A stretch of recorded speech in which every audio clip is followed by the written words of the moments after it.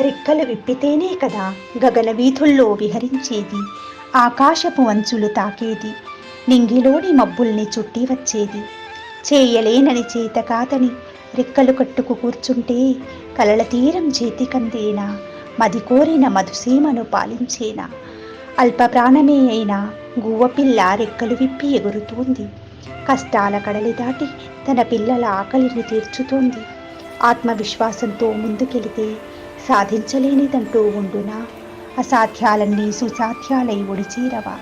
నింగినంటిన సంబరాలు నీ ముంగిటిలో నిలబడవా.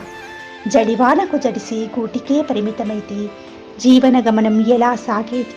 ఒక్కసారి రెక్కలు విప్పి చూడు, అనంతమైన అవకాశాలు నీ ముందు రెక్కలు కట్టుకు వాలుతాయి.